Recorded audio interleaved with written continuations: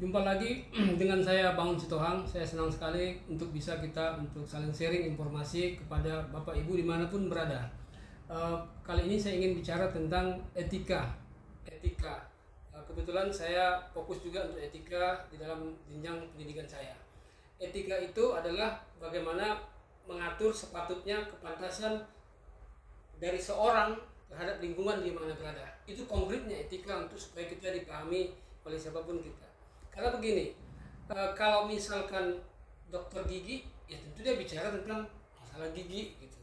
Terus dokter hewan, tentu dia bicara masalah kehewanan. Dan orang-orang politik, ya bicara tentang politik.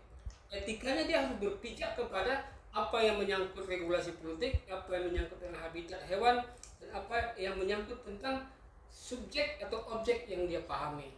Sehingga ketika dia berbicara, dia tetap menuntun dalam pemahaman yang tidak menyinggung yang lain.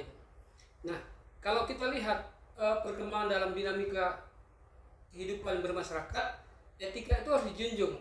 Janganlah dia yang tidak bagian dia membicarakan itu, bahkan dia mencampuri. Itu tidak etis, tidak pantas. Kalau terjemahkan etika itu tidak pantas seperti itu, atau tidak seharusnya. Nah, kalau ada orang misalkan marah dengan kita, ya tidak juga pantas kita langsung memarahi dia. Kita harus lihat apa yang menjadi keluhan dia sehingga kita bisa mencari solusi yang dia nantinya kamu harus pantas seperti ini. Nah, saya ditanya teman ketika itu, Pak Bangun, kalau ada orang mengomongi seseorang, kemudian orang ini dituntut atau orang ini cemooh dan dihukum, saya bilang harus dilihat duduk persoalannya. Ya, mungkin kita akhir hari mendengar adanya statement seseorang yang terhadap, ya katakanlah simbol negara, yaitu.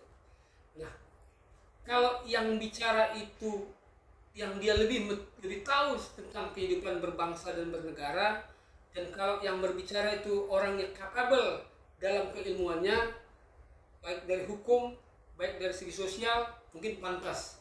Tapi sebagai manusia, kalau ada kata-kata yang keluar tidak dengan urutan kata laku atau kosakata yang sesuai dengan etika kemanusiaan atau etika hubungan sosial, yang nggak pantas gitu. Nah, katakanlah saya konkret aja lah. Misalkan presiden, nah, dia kan orang di situ. Nah, artinya itu simbol negara. Nah, kita supaya kita pantas tidak berbicara, pantas bicara apapun, ya tentu yang harus tata keramanya, sopan santunnya sebagai orang timur, ya berbicaralah. Kalau nggak suka kita, harus ada regulasinya yang kita lihat. Jadi jangan lihat personal. Setiap manusia itu punya harga diri yang harus kita jaga martabatnya. Nah, saya sebagai warga negara misalnya seperti itu, ada orang bicara tentang pemimpin saya, presiden saya, misalnya gitu, ya saya tersinggung. Nah, tapi saya tidak akan tersinggung ketika yang bicara itu bagi saya tergolong orang yang agak gini. Nah, kenapa saya bilang gitu? Ya kalau kita nggak pantas bicara orang yang pantas kita hormati, janganlah. Dan kita tidak perlu mempolemikkan itu, karena kalau ada misalkan orang yang tidak waras bicara sama kita, jangan kita tanggapi. Kalau Anda tanggapi, Anda sendiri yang tidak waras. Jadi inilah etika budaya politik kita yang perlu kita jaga menjelang pemilu 2004 pilkada itu.